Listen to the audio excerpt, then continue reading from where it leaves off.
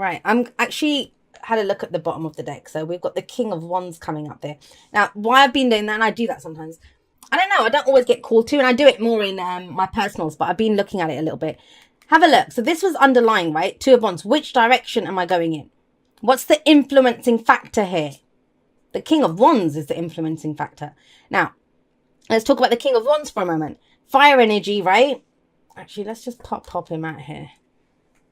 You can join the party, King of Wands. Right, let's budge these up a little bit. Keep my Virgo moon happy. And let's go. So why this is important is if you're trying to pick which direction to go in, it's being influenced by a King of Wands. Now, that's you. What's influencing your which direction you take this in? Your inspiration, what action you're willing to take. What are your passions? What are you looking to create? That is the kind of deciding factor here. Because the Two of Wands urges us to go in a different direction. Take the path less traveled. And, you know, we don't have to. We have that. That's why it's a choice, right? But that's the wand. He knows what his passions are. He knows what his creative ventures are. He goes for it. He would always go for it. He's larger than life, the King of Wands. He steps out into the spotlight. He's not afraid of he's built for the spotlight. That's what he's there for. And if you have a look at this guy's picked as well. He's picked his wand. He's got the world. He's considering, how do I do this though? So you know what your passion is in the Two of Wands because he's got his wand, but you don't know which direction to take it in. The King of Wands doesn't have that problem. So I kind of get the sense just want to put it this way. This is how I'm interpreting this, or how I'm getting it is.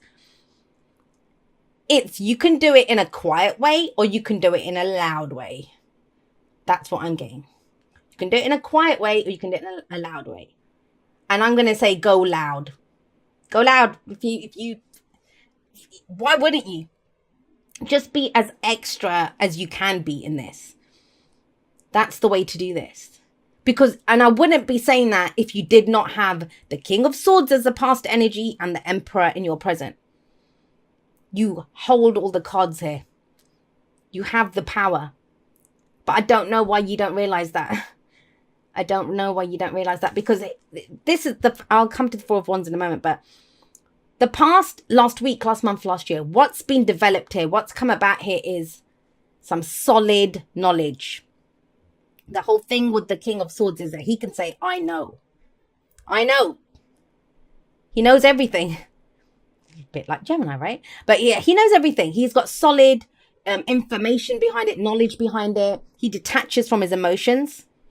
And it's interesting because you don't actually have any cups or anything coming up here. It's a lot of fire and air coming in.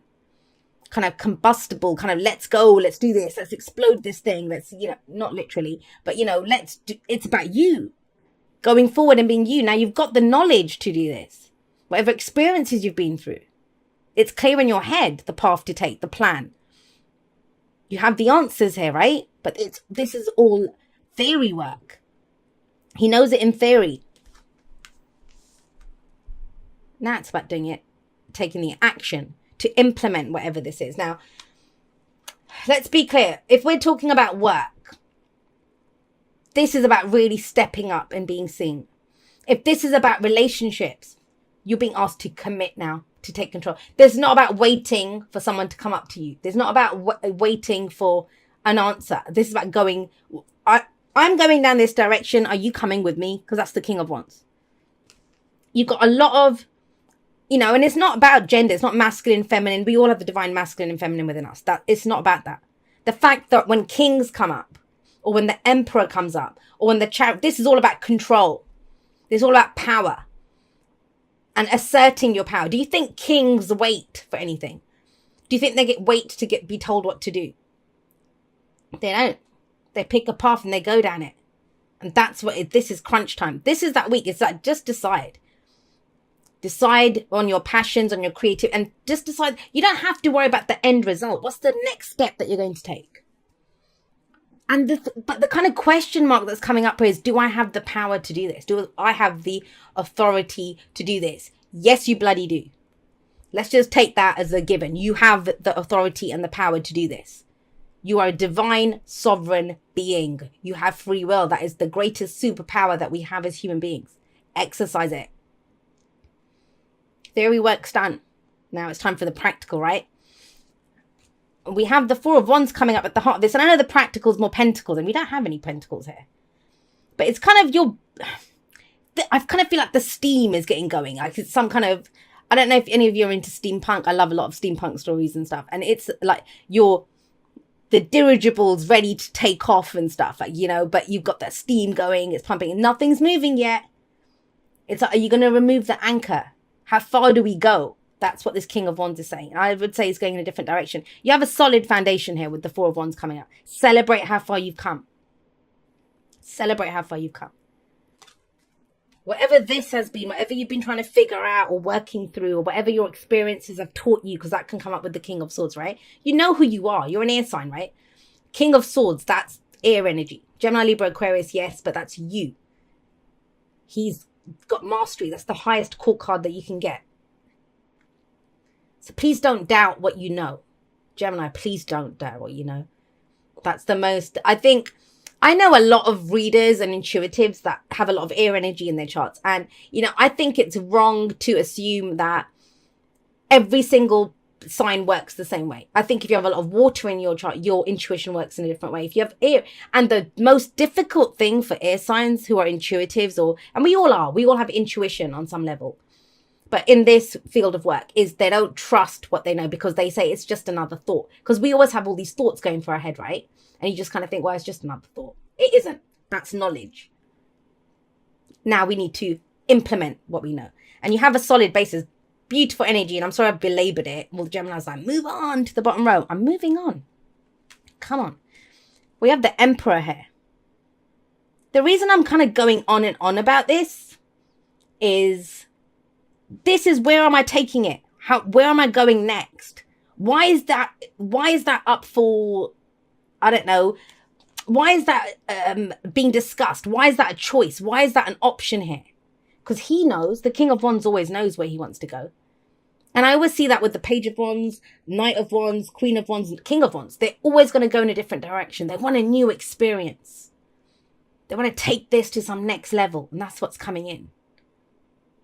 But guess what? No one's going to just pick you up and put you on that next level. And I don't think you're waiting for that to happen. But I just don't feel like it's that big of... You've got all these kings here. 2 kings. You've got an emperor. They don't have any problems making decisions. And this, I really feel, is about stepping up and just going in that direction. Take one little step. Do whatever it is. The emperor doesn't ask anyone. They have their kingdoms. They have their empires, these people. What are you trying to build? 4 of Wands, right? What are you trying to build? Good job so far, but where are we going to take this next? Are you going to wait for someone else to tell you? Or do you decide yourself? Now, that might be it. Because I'm asking myself, why? With all of this very strong, very masculine energy coming through, and that's yang energy, right? Which is action. Yin is the kind of receptive energy, but yang is let's act on this. Let's do something. Is it because there's someone else telling you what you should be doing? Because the emperor is the boss. He's the father figure. He can be someone who's saying, you know, that for your own good, they might be saying, yeah, like a father is going to tell you shouldn't be doing that, or don't do that, or whatever it is. But it's the 2 of Wands. It's your foundation. It's where are you taking it? Which direction do you want to go in? That is key here. That is key here. The thing with the emperor is he can be very stubborn. He can be very stubborn. My way or the highway. But that's what the conflict comes in here. Because he doesn't stand there considering any other way. He says, that's my way. I'm doing that. I'm going that way. We're going down that way. He decides it. He takes control. He brings order to a situation. So either someone's trying to do that with you, but that's for a few of you. Either way, even if you're dealing with someone like that, it's time for you to step up. Trust me, these two are very similar. I mean, that's Aries, right? And Mars is home in Aries. And we've got the King of Wands. He's a match for this. He's that entrepreneurial energy. And if you think about it, this could be, I mean, let's think of a business, right? So this guy might be, hey, I ran that shop for 30 years. This is how you do it. What is this internet nonsense? Is that kind of energy. And the King of Wands is like, no, you don't understand. I've started up 20 startups in the last 15 years. And, I've got a new one that I can do. And it's fun and it's whatever he's trying to do.